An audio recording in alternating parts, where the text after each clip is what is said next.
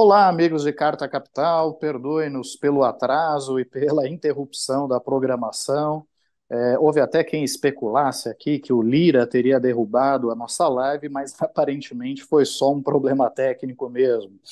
O meu nome é Rodrigo Martins, eu sou um dos editores da revista Carta Capital e hoje eu estou na companhia do repórter André Barrocal, direto de Brasília. Seja bem-vindo, Barrocal. Oi, Rodrigo, mais uma vez boa noite a você, a Mariana e também para o pessoal aí que nos acompanha. E também estamos na companhia da repórter Mariana Serafini, direto de São Paulo. Seja bem-vinda, Mariana.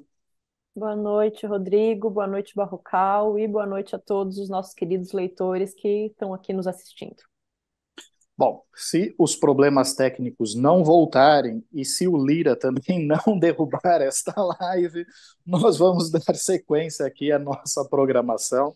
Primeiro, com a notícia, a confirmação de que o presidente Lula vai mesmo nomear o advogado Cristiano Martins Zanin como ministro do Supremo Tribunal Federal. Hoje ele confirmou essa informação, deu inclusive uma declaração pública a respeito, e eu vou pedir para o Kaká, nosso editor de vídeo, colocar no ar aqui para vocês agora. Você já esperava que eu indicasse o Zanin?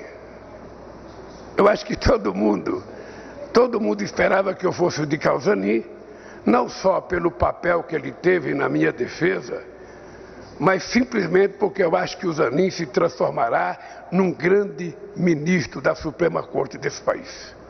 Eu conheço as qualidades como advogado, conheço a qualidade dele como chefe de família e conheço a formação do Zanin. Ele será um excepcional ministro da Suprema Corte, se aprovado pelo Senado, e eu acredito que será, e eu acho que o Brasil vai se orgulhar de ter o Zanin como ministro da Suprema Corte.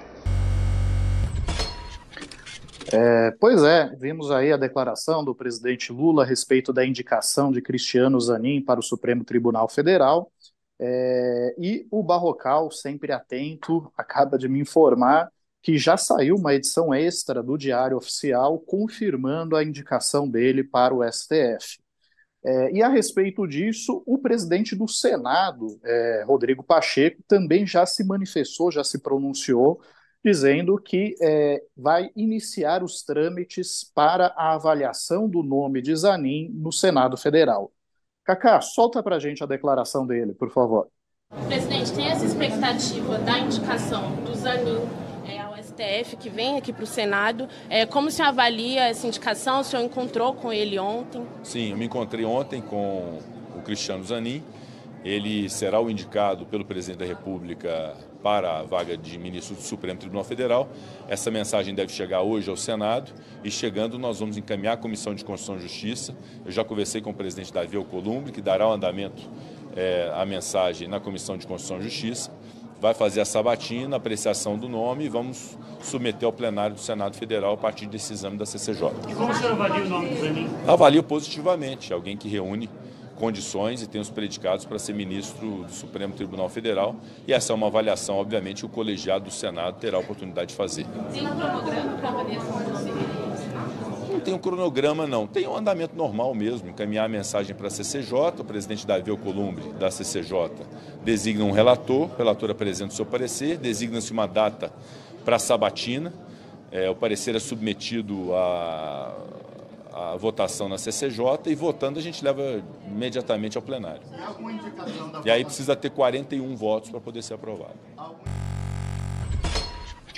Pois vimos a declaração do presidente do Senado a respeito da indicação de Cristiano Zanin para o Supremo Tribunal Federal.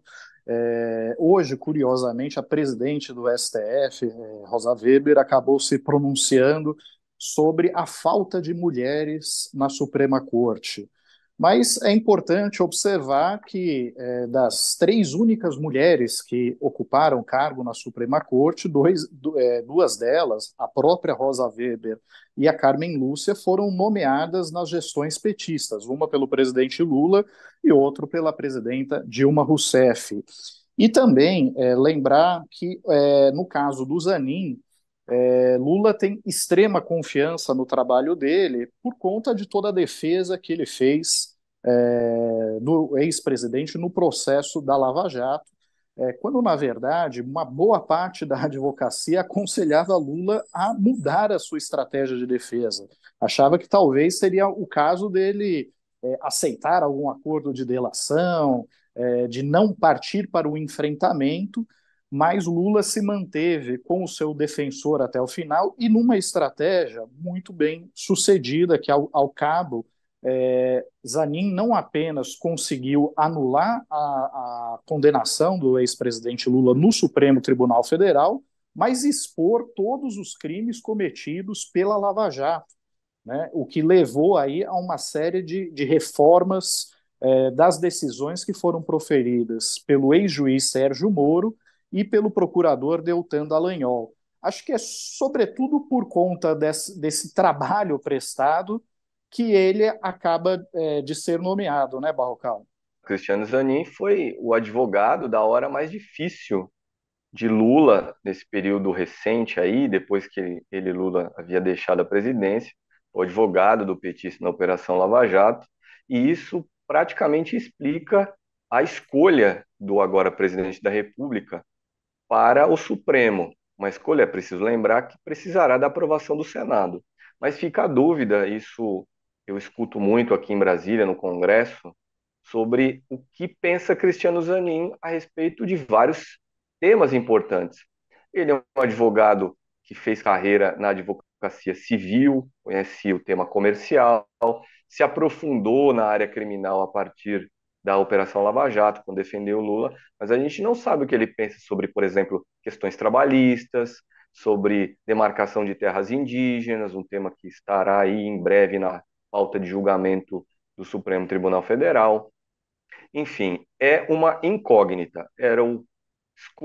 Foi escolhido por ser o candidato do coração de Lula, mas será um mistério aí nos mais de 20 anos que terá pela frente dentro do Supremo, caso o Senado aprove o nome dele. Tá certo, Barrocal. Bom, e vamos entrar então agora no tema da capa, né, de Carta Capital desta semana. Eu vou pedir para o Kaká passar a imagem para vocês verem. O personagem da capa da revista é Arthur Lira, presidente da Câmara, que passou aí os últimos dias achacando o governo federal para aprovar a medida provisória que reestruturou os ministérios de Lula, né? Caso essa medida provisória caducasse, e ela caducaria se não fosse aprovada pelo Senado hoje, como foi,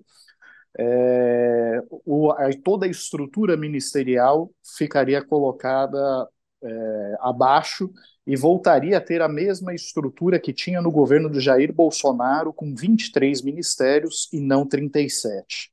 Né? Com esse trunfo na mão, ele passou a semana inteira reclamando da articulação política do governo. E, Kaká, você tem um trechinho aí das reclamações de Arthur Lira para exibir para a gente, por favor?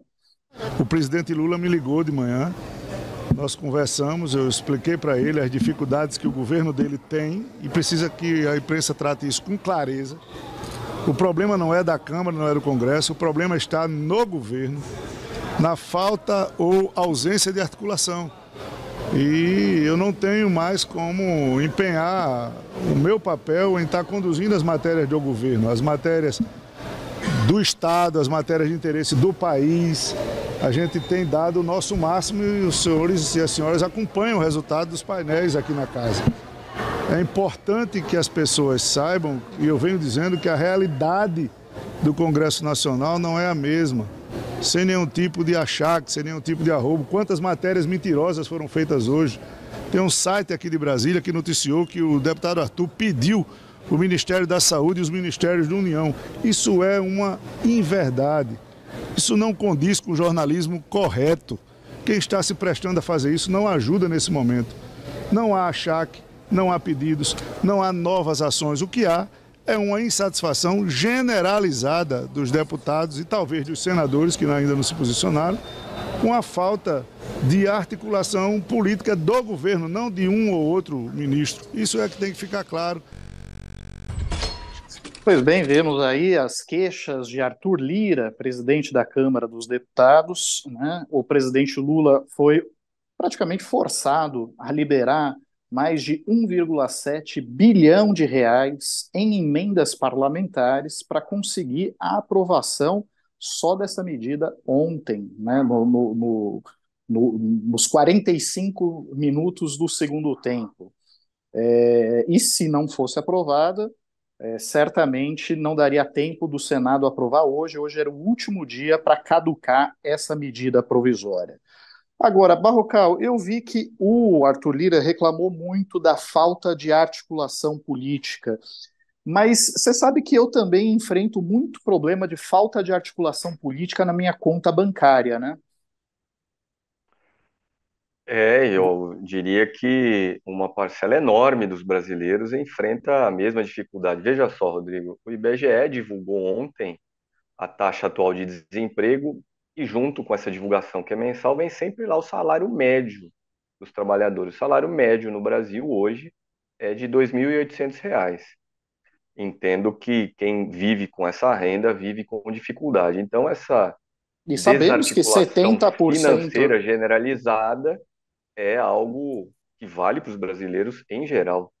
Então, e sabemos que 70% das famílias brasileiras estão endividadas, né? Esse é um número que altíssimo. Se não está em 70%, seguramente está acima de 60%, sempre teve acima desse patamar, o que demonstra uma extrema falta de articulação política dos brasileiros, não?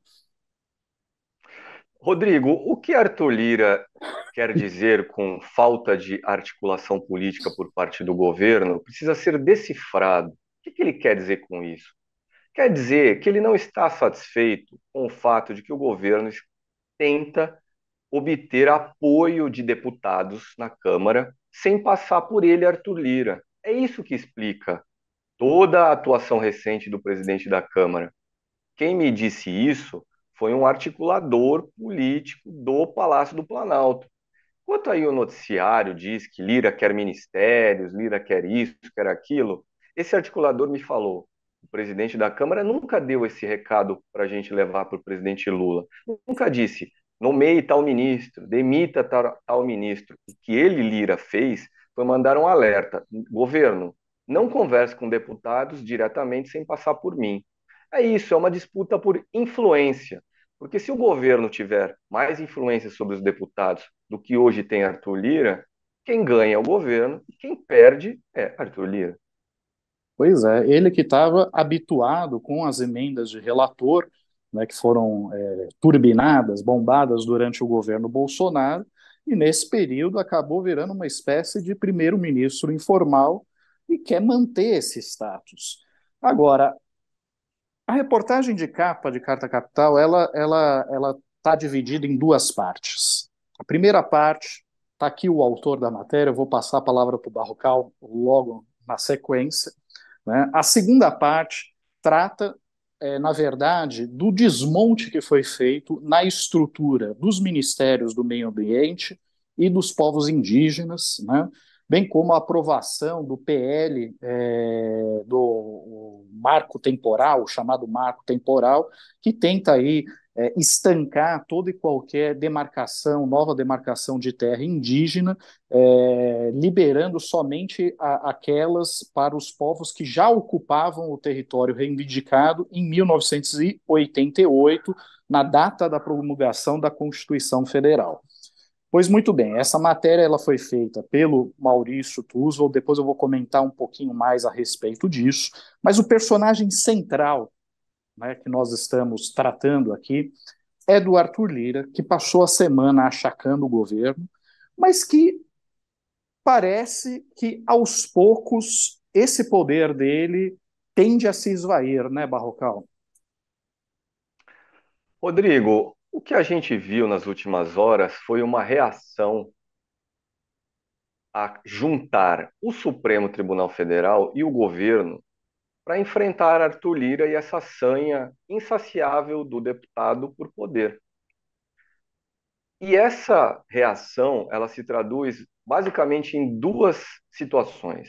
A primeira delas, o Supremo resolveu retomar nos próximos dias o julgamento de uma acusação feita contra Arthur Lira pela Procuradoria-Geral da República, e a retomada desse julgamento muito provavelmente levará Lira a ser convertido em réu. E se for réu, ele terá de dar muita explicação para a imprensa e para a polícia também. Ele não será condenado imediatamente, será um avanço de um processo que o embaraçará politicamente, justamente por obrigá-lo a ter de se explicar. Qual é esse processo? Não vou contar, porque as pessoas podem ter mais vontade com isso de ler a reportagem de Carta Capital. O segundo passo, esse no âmbito do executivo, foi a realização hoje de uma operação da Polícia Federal em Alagoas. Uma operação que investe contra um esquema que superfaturou a compra de equipamentos para escolas públicas lá no estado de Alagoas, o estado de Arthur Lira.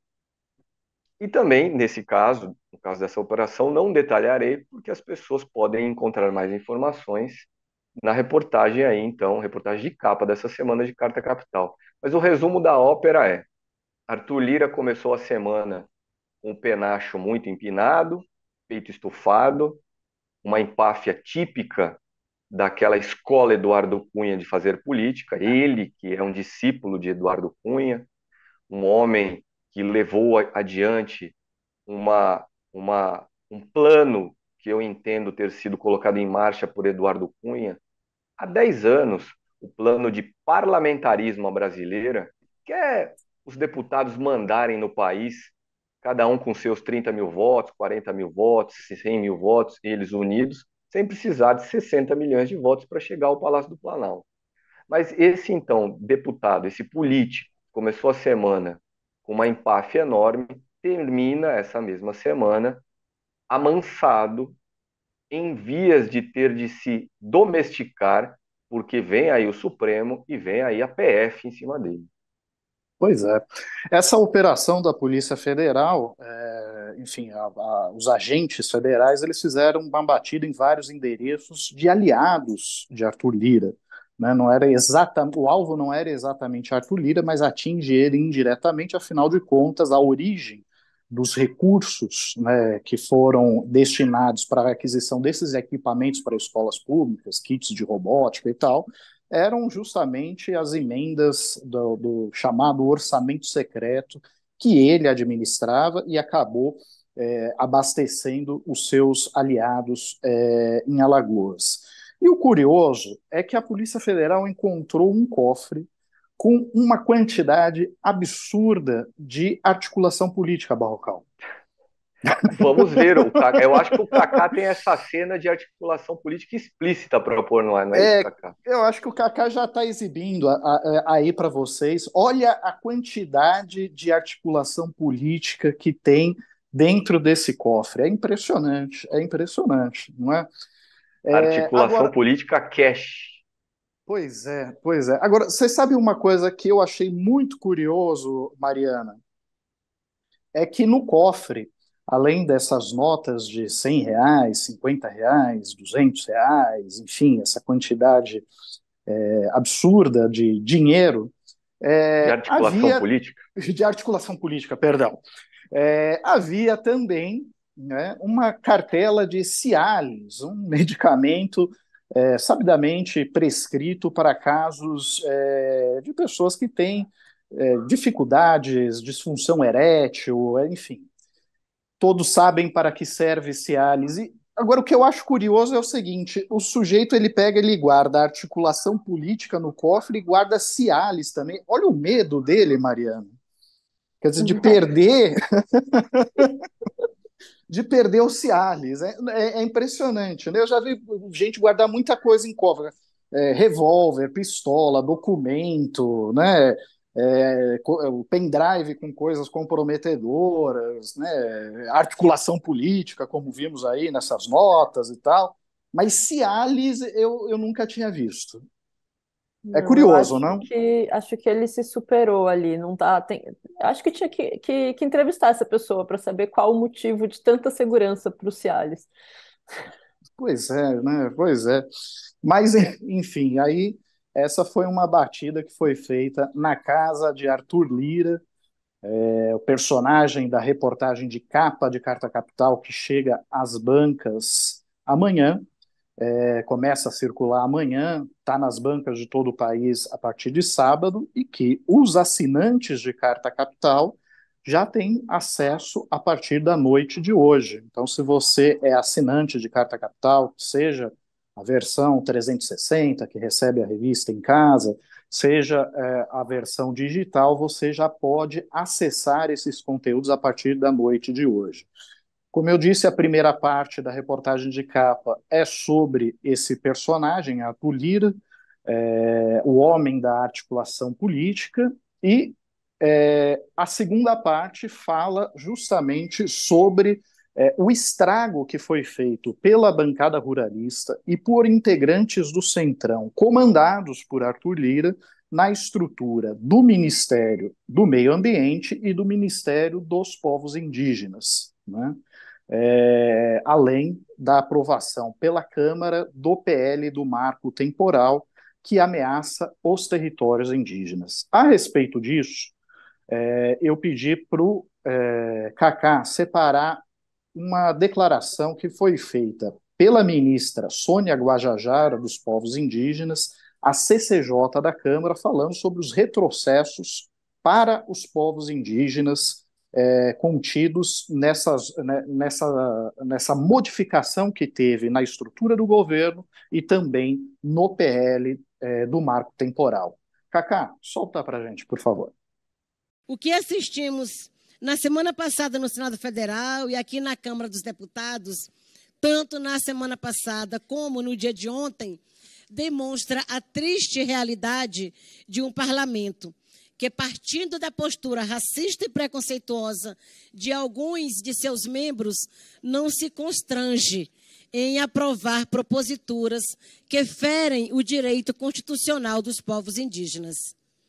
Quero lembrar a todos e todas que a tentativa de legislar contra cláusulas pétreas não faz parte das atribuições dos parlamentares desta casa. Uma lei ordinária jamais terá o poder de alterar o texto constitucional.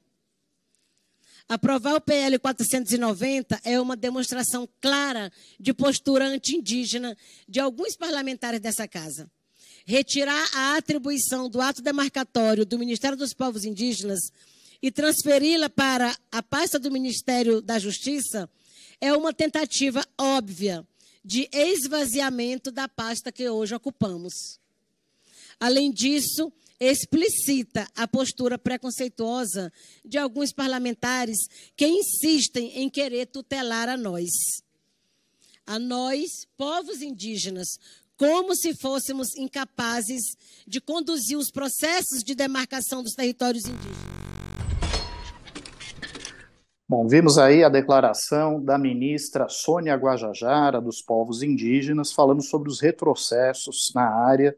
Ao longo da semana houve várias manifestações dos povos indígenas contra a aprovação do PL do marco temporal e também contra as modificações que foram feitas na estrutura do Ministério dos Povos Indígenas, com a retirada da atribuição das demarcações desta pasta, sendo transferida para a pasta de Flávio Dino, a pasta do Ministério da Justiça.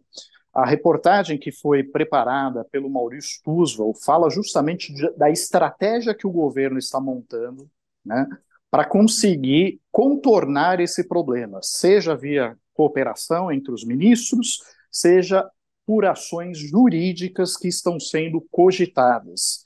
Mas, a respeito disso, eu sugiro que vocês leiam a reportagem, está muito completa, interessante, vale a pena conferir.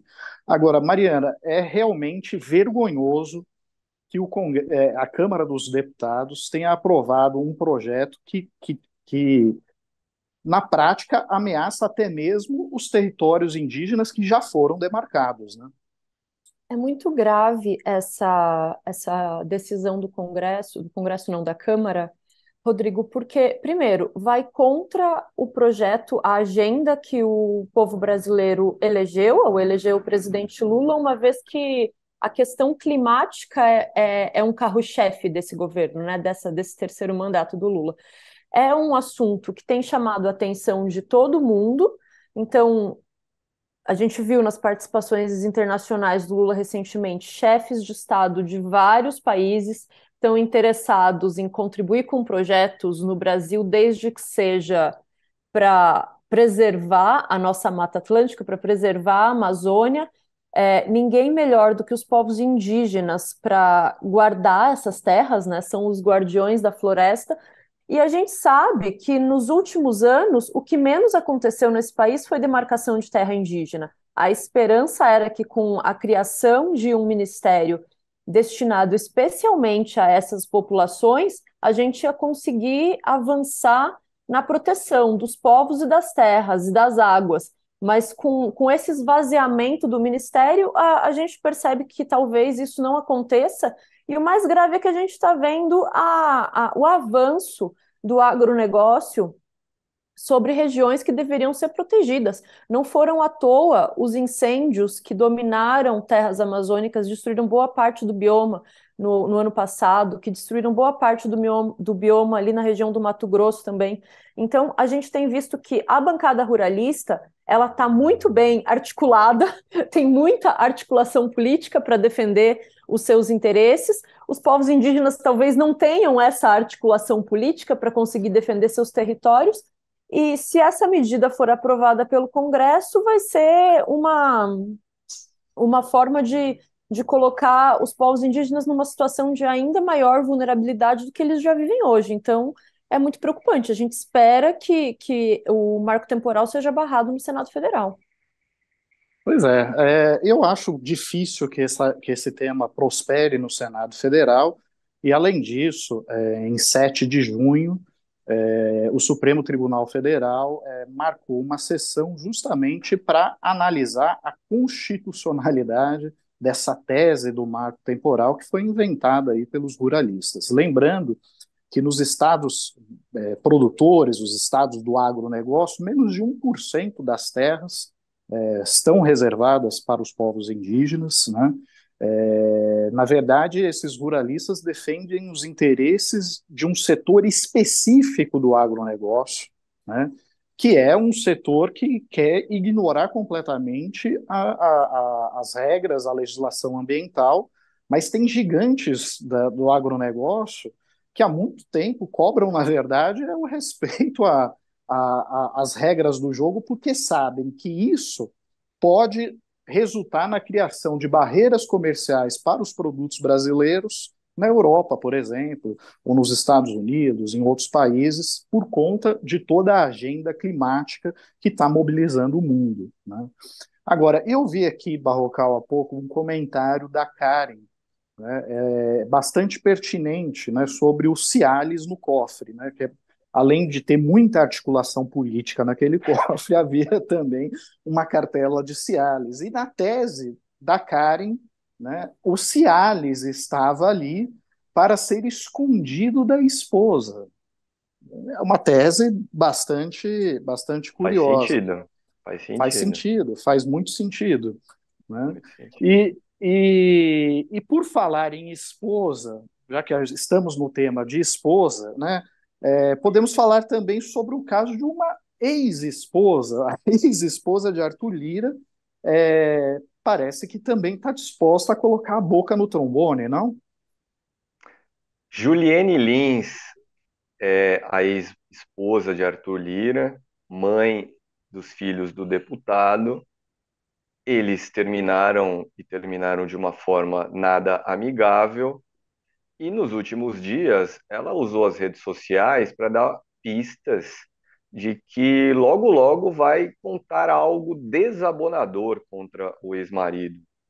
Algo que, a julgar por essas pistas, tem relação com violência física. Ela o chamou de covarde e insinuou que Arthur Lira batia nela. Vamos ver se, de fato, nos próximos dias aí algo nesse sentido vai surgir aí para complicar um pouco mais a vida aí do chefão do nosso parlamentarismo brasileiro. Pois é, e eu suponho que tem um senador torcendo muito por isso, né?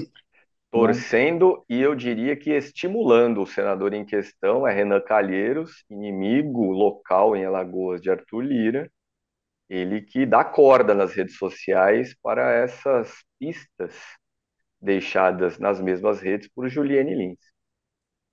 E nessa semana movimentada, movimentadíssima, nós tivemos também todo o esforço do presidente Lula em tentar reavivar a Unasul e promover a integração regional, a integração dos países da América do Sul.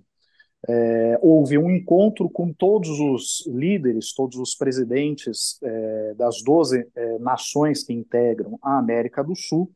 Só Dina Boluarte não pôde participar por conta de todo o processo maluco de impeachment que está acontecendo no Peru, mas todos os demais chefes de Estado foram convocados, só que esse encontro ele acabou ofuscado, eclipsado pela recepção que Lula deu um dia antes para Maduro, Nicolás Maduro, que é o presidente da Venezuela. A visita em si do presidente da Venezuela, ela faz muito sentido reatar as relações diplomáticas com um país que sempre foi um excelente parceiro comercial do Brasil, né?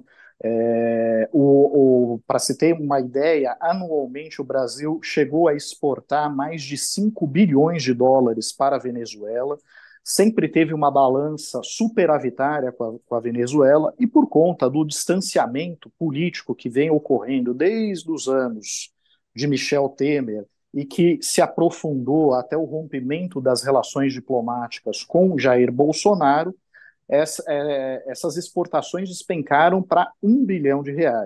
Além disso, Lula conseguiu arrancar de Maduro a promessa, né, de retomar os pagamentos de uma dívida bilionária que a Venezuela tem com o BNDES e de também firmar parcerias na área energética, sobretudo a venda de energia elétrica da Venezuela para o estado de Roraima, que é o único estado brasileiro que não está conectado com o sistema nacional interligado de energia elétrica e que, portanto, é muito dependente da cara energia elétrica gerada pelas termoelétricas.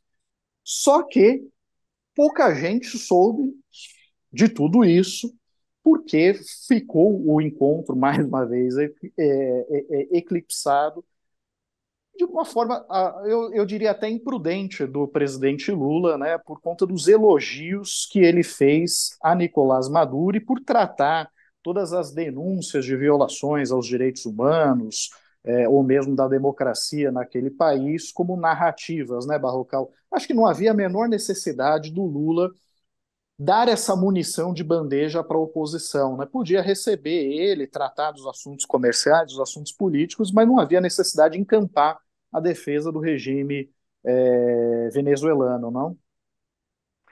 Rodrigo, eu conversei durante a semana com um senador do PT sobre a situação mais geral das relações do governo com o Congresso, e aí apareceu durante a conversa esse encontro de Lula com Maduro. E o senador petista disse que acredita que o presidente da República tem adotado posições aí que contrariam o que está majoritariamente colocado no noticiário, porque ele, Lula, quer fazer isso, quer marcar certas posições e não importa que venham críticas. E eu insiro essa posição a respeito da Venezuela em um contexto mais amplo de várias provocações que Lula tem feito aos Estados Unidos.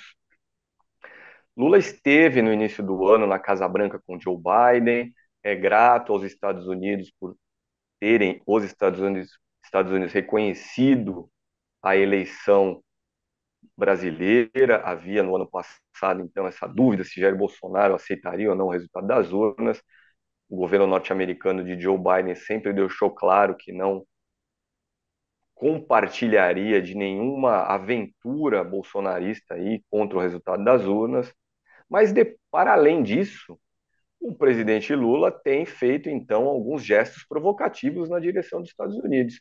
Eu diria que o comentário a respeito da situação política na Venezuela é um deles. Outro exemplo, guerra na Ucrânia.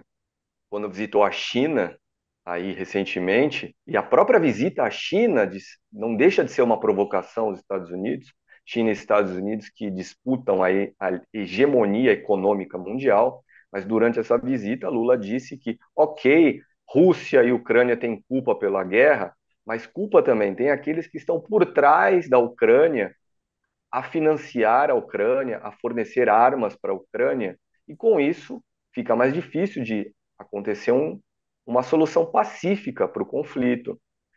Quando o Lula defende, por exemplo, fez isso essa semana durante a reunião com os presidentes sul-americanos, o uso de uma moeda comum no comércio regional, regional aqui na América do Sul, ele está dizendo, ó, não vamos mais usar o dólar. E não usar o dólar significa, de certa forma, um enfraquecimento da posição global dos Estados Unidos. Então, deixaria aqui essa reflexão.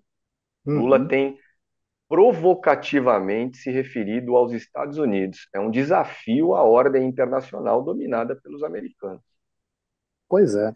Aliás, ele deixou isso muito claro e, inclusive, chegou a inverter a crítica, né? Ele falou assim, olha, eu não vejo o mundo democrático cobrando a mesma posição da Arábia Saudita, né, que é, como todos sabem, uma monarquia, uma autocracia hereditária, da qual, inclusive, o ex-presidente Jair Bolsonaro visitou várias vezes. Sua equipe, a equipe de Jair Bolsonaro, foi nada mais, nada menos do que 25 vezes para a Arábia Saudita ao longo dos últimos 4 anos, né?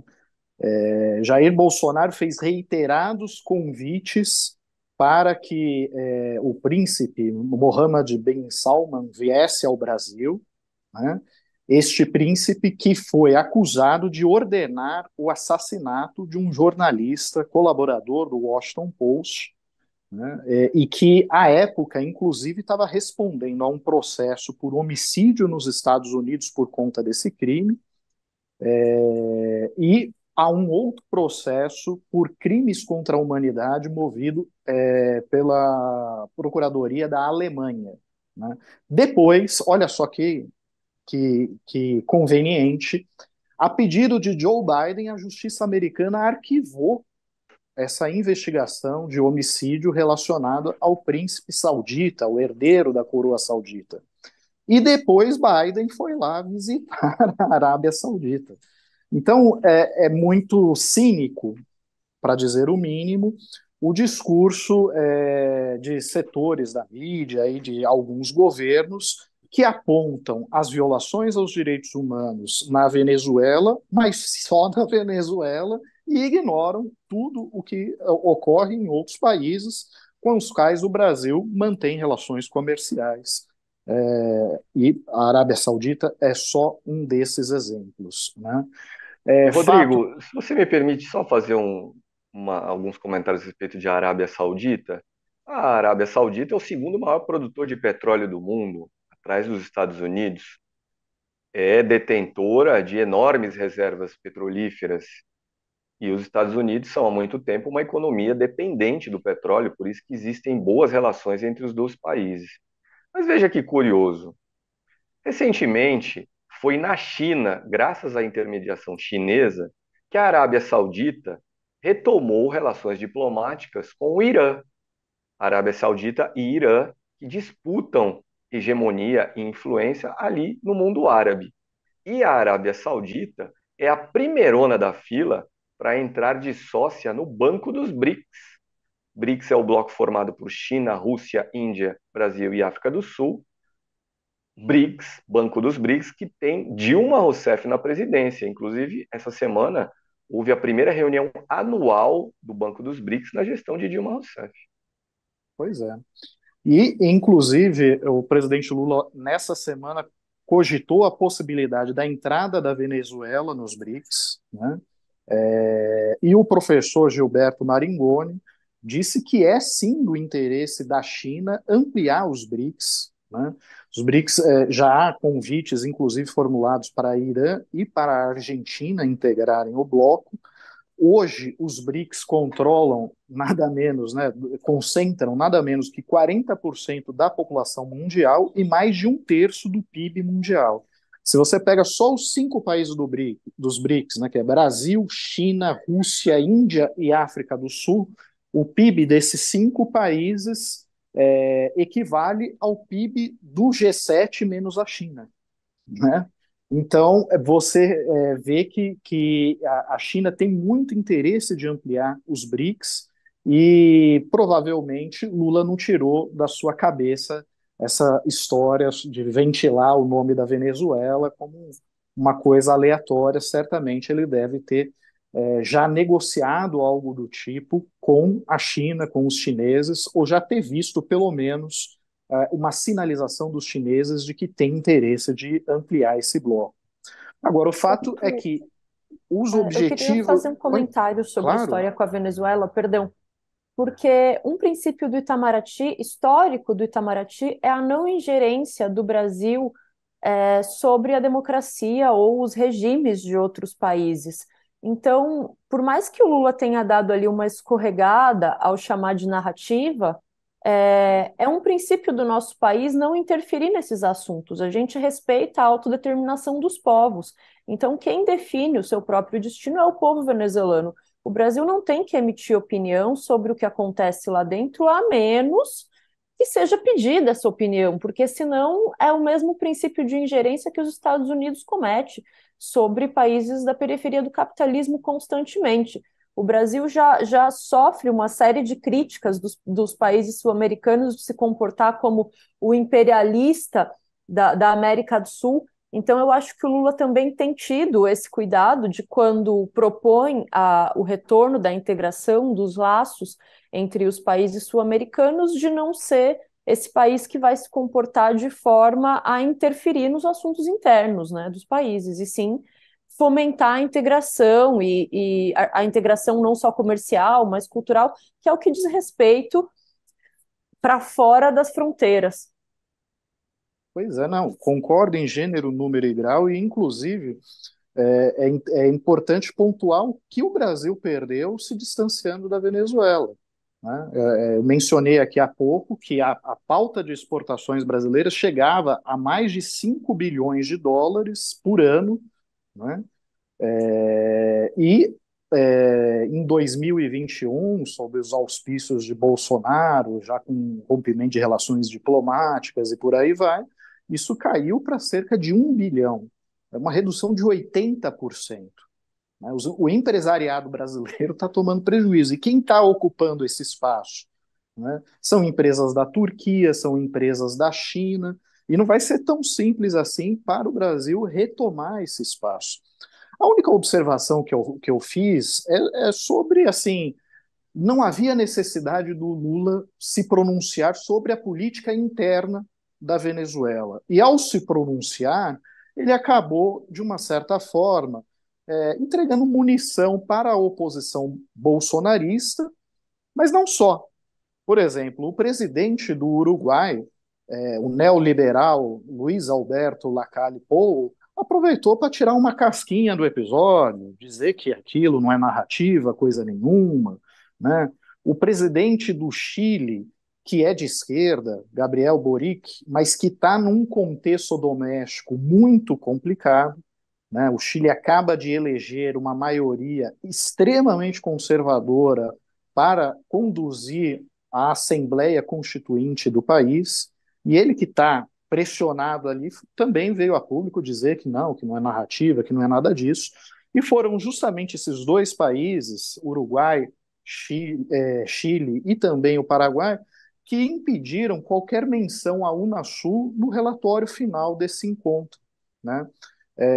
Eles querem ali com uma cooperação muito focada em temas específicos e tal, ou seja, vai vai levar um certo tempo para Lula reconstruir essas pontes com os países da América do Sul e viabilizar novamente o projeto da Unasul e esse projeto de integração que ele está vislumbrando, que é muito mais ambicioso do que tudo que foi pensado anteriormente. Afinal de contas, ele está falando, inclusive, de uma moeda comum para as transações comerciais entre os países da América do Sul, né, Mário? Ele está falando sobre isso, que seria muito interessante para a gente não depender do dólar nessas negociações, mas a integração ela pode passar por muitos outros caminhos ainda. A Unasul, que pode ser que venha a ser recriada, quando ela existia, ela estava caminhando para a gente ter, por exemplo, um documento comum de cidadão da América do Sul, o que faria com que as pessoas pudessem viajar livremente pelo continente sem precisar de um passaporte. Isso facilitaria, por exemplo, você estudar fora. Hoje o Lula disse que quer incentivar de novo um movimento nesse sentido, para que pelo menos no mundo acadêmico as pessoas tenham facilidade nessa coisa da documentação.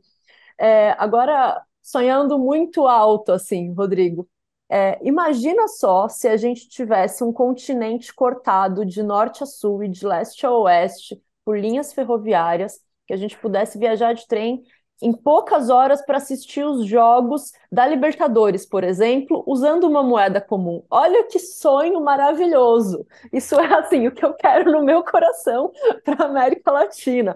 Vai, Banco do Sul, por favor, financie esse projeto. Bom, eu acho que assim, nesse grau nem o Lula está pensando, né? O que o Lula propôs, na verdade, é mais uma moeda de referência para as transações comerciais, mas de fato seria muito interessante poder assistir os jogos da Libertadores na Bombonera, né, com a mesma moeda e tal, mas acho que isso seria muito ambicioso até para o mandato que ele tem pela frente. Agora, Barrocal, de toda forma, toda essa movimentação, eu acho que você tem razão quando você fala de ser uma provocação aos Estados Unidos e às economias centrais. Lula, inclusive, disse, ao defender essa moeda comum, que os países sul-americanos deveriam se unir para não ser feitos de marionetes pelas grandes economias. Esse foi o termo que ele usou na coletiva de imprensa logo após o término desse encontro que foi promovido em Brasília. E na prática é isso mesmo que acaba ocorrendo, né? Rodrigo, eu gostaria de só acrescentar mais um elemento aqui para a gente pensar também. O presidente da República, ele não esquece que por trás da Operação Lava Jato estava o Departamento de Justiça dos Estados Unidos. Ele disse isso numa entrevista aí para um portal, acho que no mês de março, e me parece que não esquecerá enquanto estiver na presidência da República que o calvário dele na Operação Lava Jato tem o dedo, ou tinha o dedo americano. Eu acho que isso ajuda a gente a entender essa aparente cruzada do presidente em defesa de interesses que, na prática, contrariam os interesses americanos. Não se trata apenas de defender posições que podem se traduzir em ganhos políticos e comerciais para o Brasil, se trata de ter memória também. Aliás, mais um segundo e último elemento. Quando Dilma Rousseff foi espionada pela Agência Americana de Inteligência, Agência Nacional de Segurança Americana, NSA, Dilma Rousseff e a Petrobras. Isso foi em 2012. Nós soubemos em 2013 desses acontecimentos. Joe Biden era vice-presidente americano. Então eu penso que Lula não esquece nadinha disso, da Operação Lava Jato abastecida pelos Estados Unidos. Pois é. E isso não é um delírio da cabeça do presidente ou um delírio de petistas, isso está comprovado naquelas mensagens que foram interceptadas por um hacker de Araraquara, aquelas conversas entre o juiz Sérgio Moro e os procuradores da Lava Jato, mas mesmo que você vire e fale assim, ah, não, aquele material foi obtido de forma ilegal, pode ter sido adulterado e tal. Pois bem, o Moro ele é tão brilhante, né, é tão inteligente, que numa viagem que ele fez aos Estados Unidos como ministro da Justiça de Bolsonaro, ele chegou a ter encontros com agentes da CIA, da CIA não, do FBI, perdão, né, e relatou esses encontros como encontros no qual foi agradecido a colaboração, a cooperação das autoridades americanas com a Lava Jato.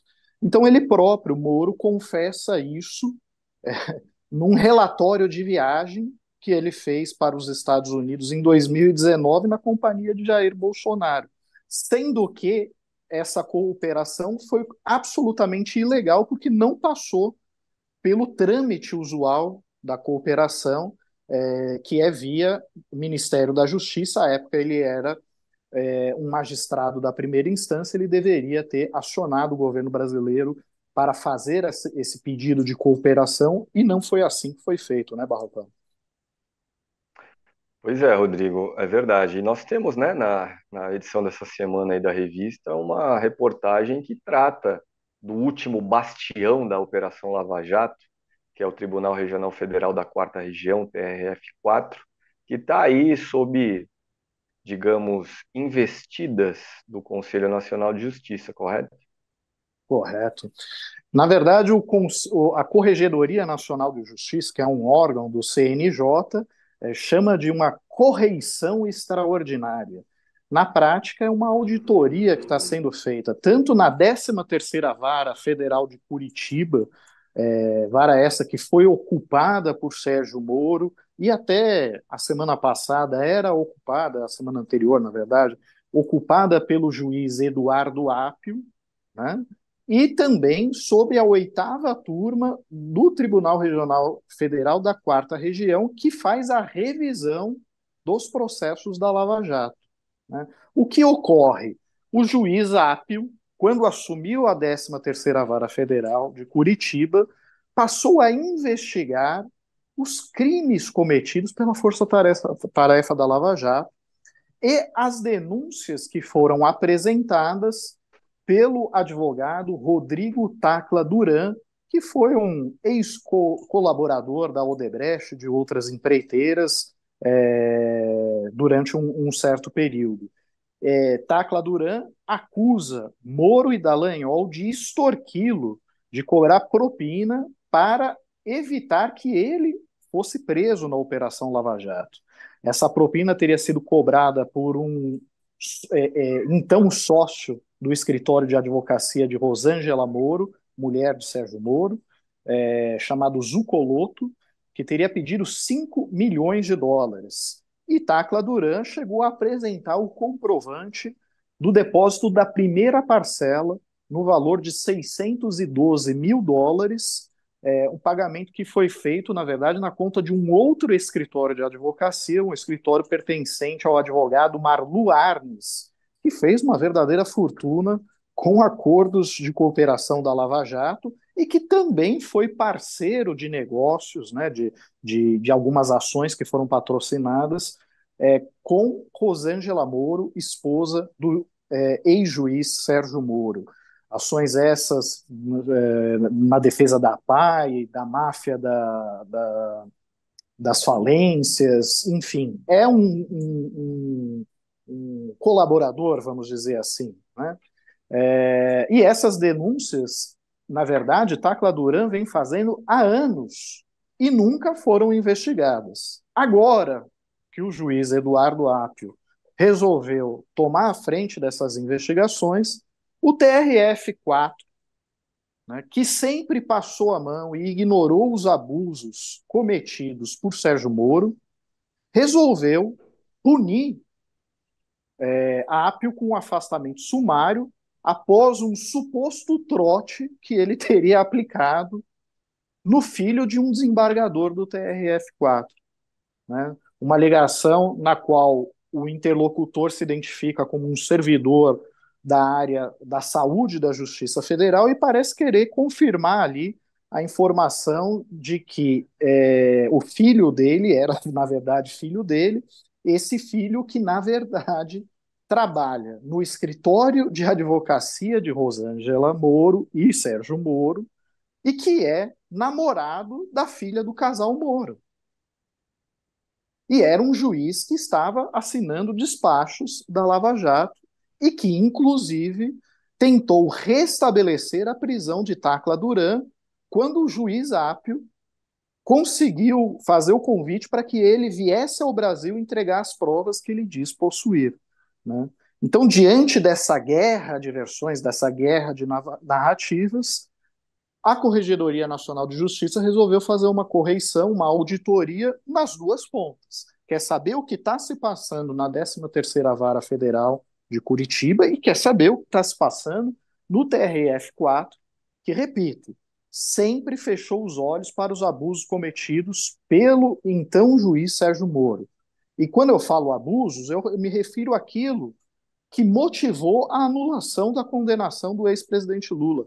A condenação de Lula não foi anulada por conta da Vaza Jato, das revelações feitas pelo Intercept, com aquelas mensagens interceptadas pelo hacker. A condenação de Lula foi anulada porque Moro grampeou 25 ramais do escritório de advocacia do Zanin, que fazia a defesa de Lula, porque Moro divulgou um grampo ilegal fora do período autorizado judicialmente, envolvendo a presidente da República, envolvendo o presidente Lula, divulgou grampos de conversas entre familiares que nada tinham a ver com o processo. Porque Moro determinou uma condução coercitiva espetaculosa para a mídia mostrar o Lula indo na sede da Polícia Federal, sendo escoltado por policiais federais, quando ele sequer havia consultado, chamado o Lula para depor, entre outras barbaridades, fora as condenações baseadas em muita convicção e pouca prova, né? Então é preciso que seja dito isso, que o TRF da 4ª Região sempre chancelou os abusos de Moro.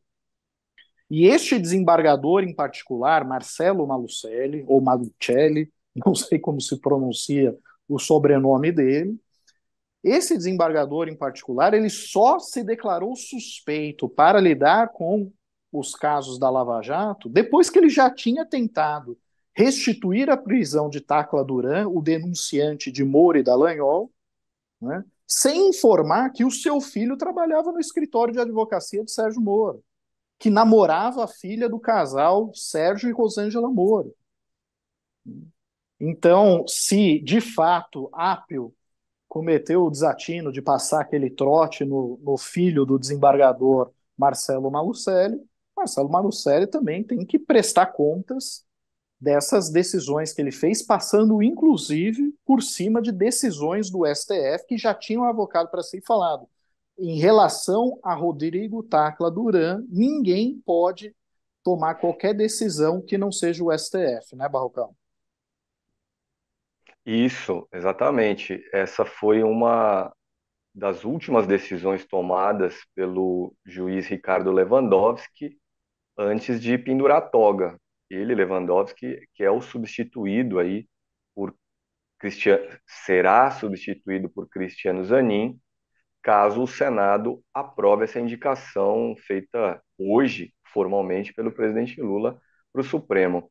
Mas, Rodrigo, só para acrescentar, na verdade não é acrescentar, eu queria fazer um comentário em cima desse telefonema. Esse telefonema que está na origem do afastamento determinado pelo TRF4 do juiz Eduardo Apio da vara lá de Curitiba que cuida da Lava Jato, a 13ª. Esse telefonema ele está disponível na internet para quem quiser ouvir.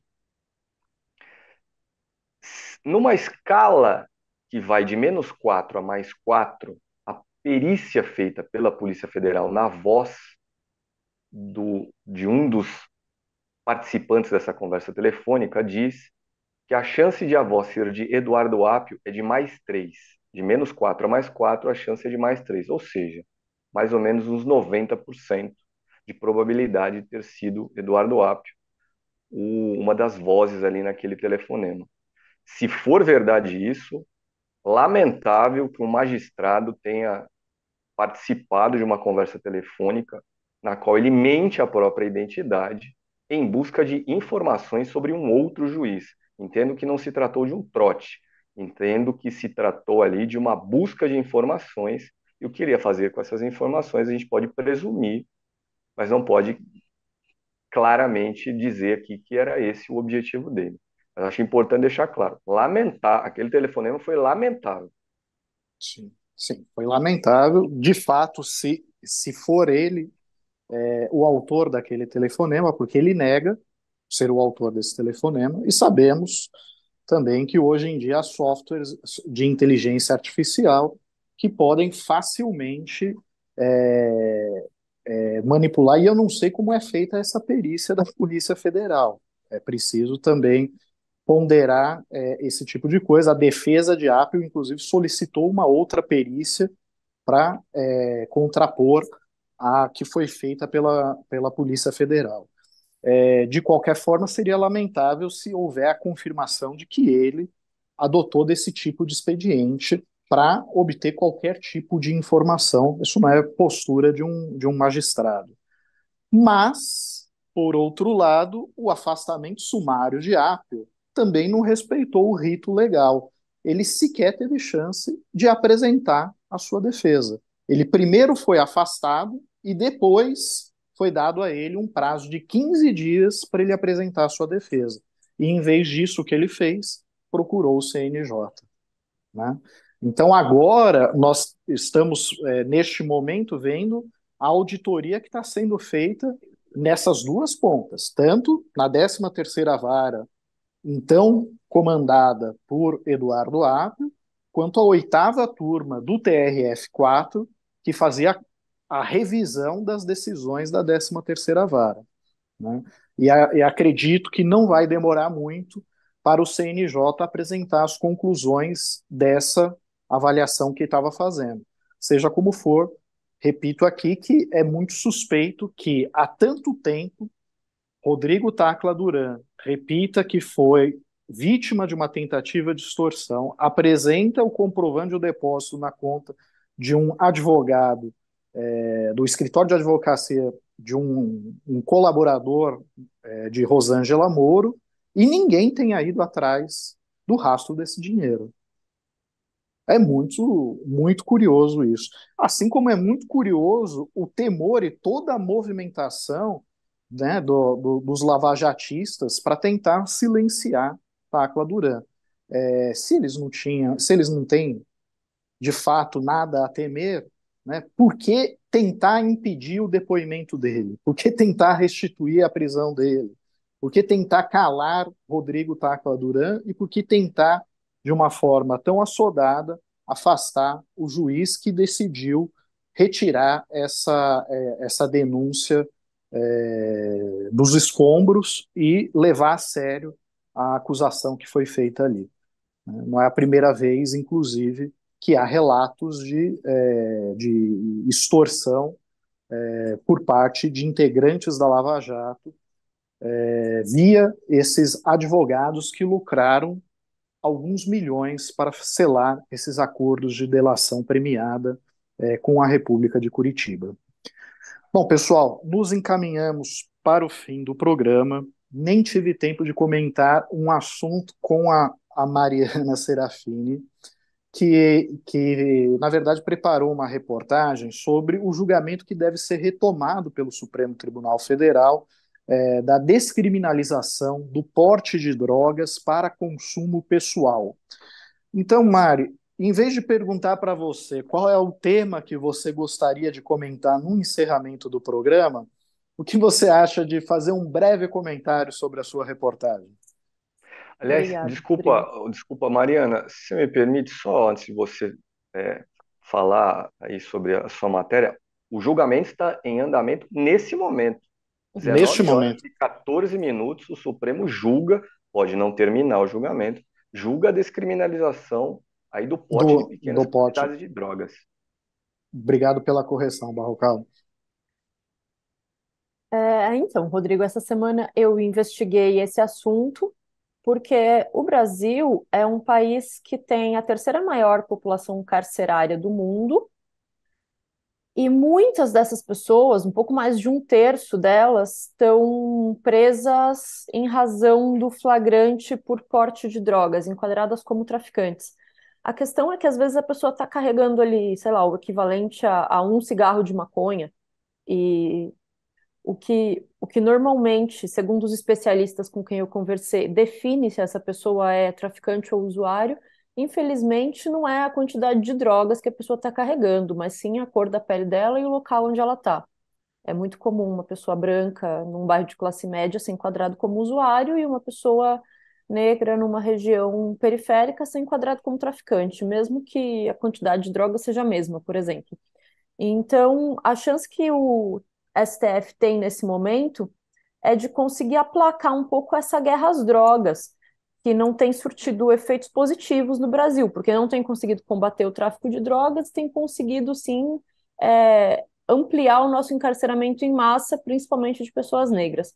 Então, o desafio do STF nesse momento com essa votação é conseguir estabelecer parâmetros para que não aconteça o que já está acontecendo, porque se não forem estabelecidos parâmetros, vai definir, vai descriminalizar o uso, mas vai descriminalizar o uso para quem?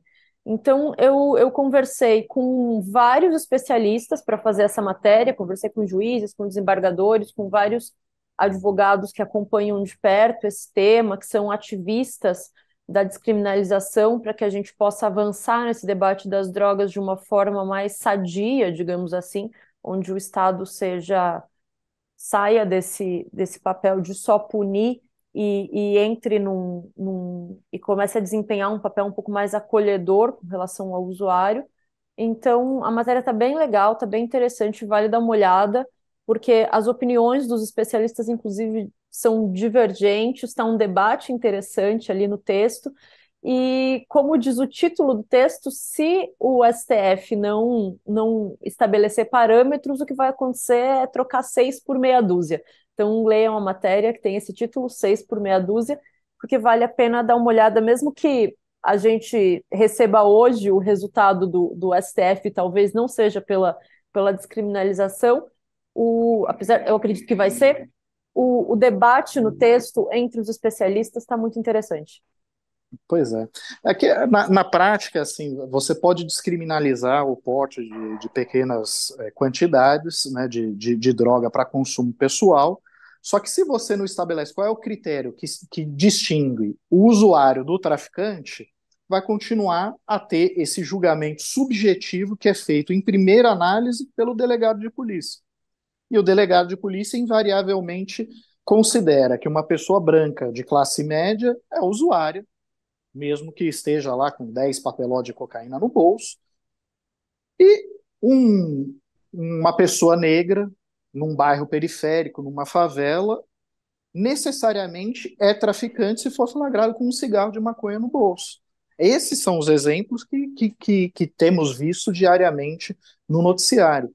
E o grande debate é como é que o Supremo vai estabelecer esse parâmetro, né? É um parâmetro que vai levar em conta a quantidade de droga apreendida?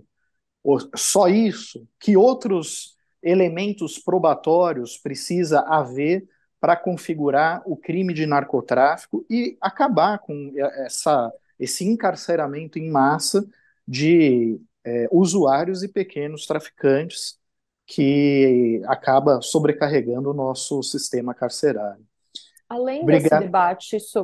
Além desse debate Claro. sobre as drogas, o STF também está debatendo, não agora nessa audiência, mas é um assunto que está em pauta na corte, o perfilamento das abordagens.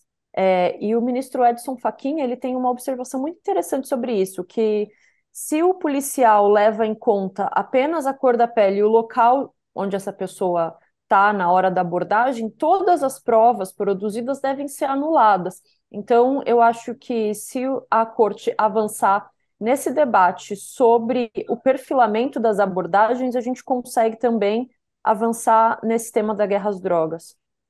Pois é.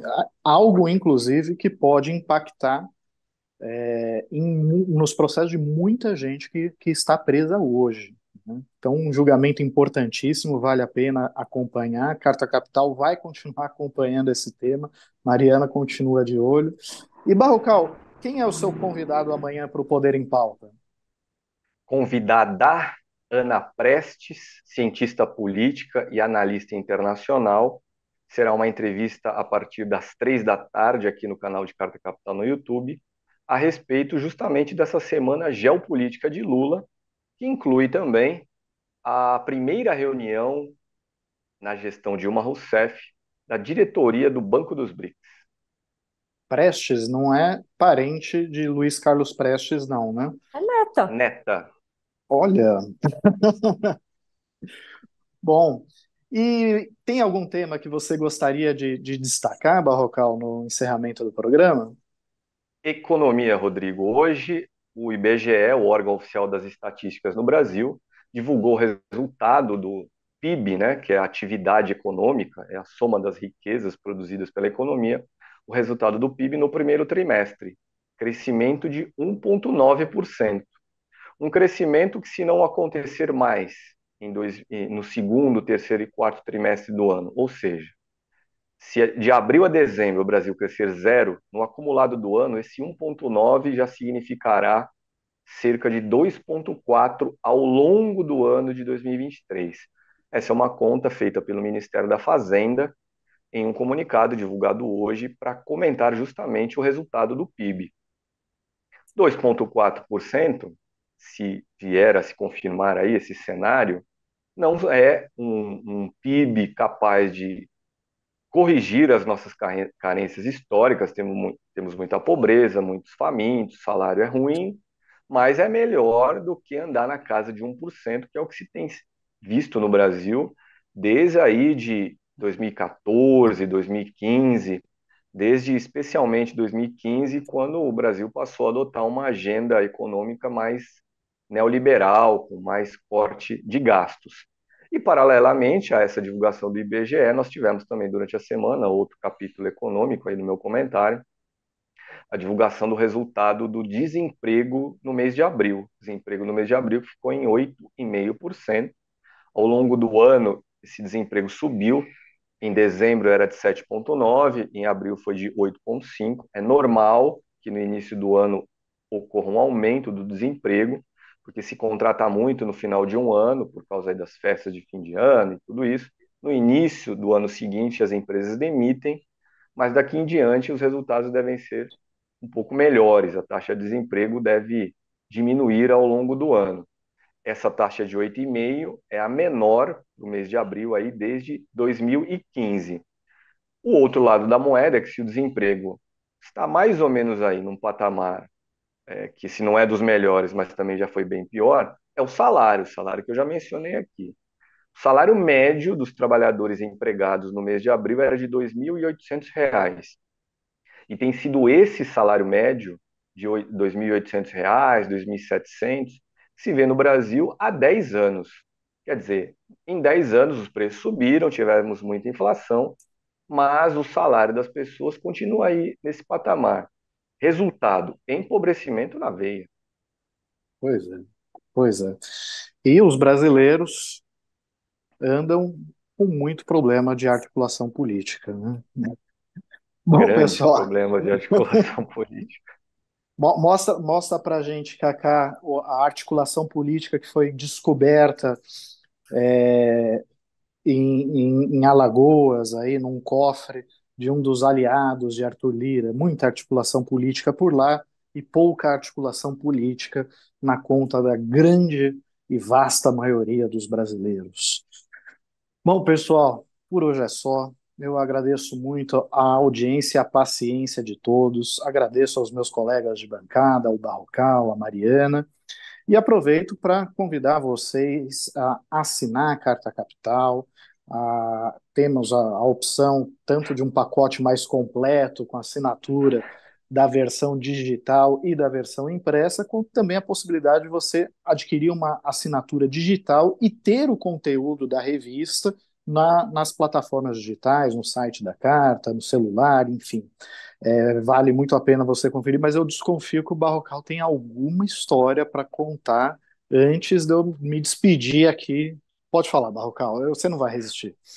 Rodrigo, Diego Viana, que nos assiste, escreveu o seguinte: acabamos de falar de economia. Está na hora de o Banco Central injetar articulação política na economia brasileira. É verdade, é verdade. Eu acho que esse é o segredo. Corta os juros e injeta articulação política. Isso vai resolver os problemas da população, seguramente. Bom, pessoal, por hoje é só. Um forte abraço e até a próxima.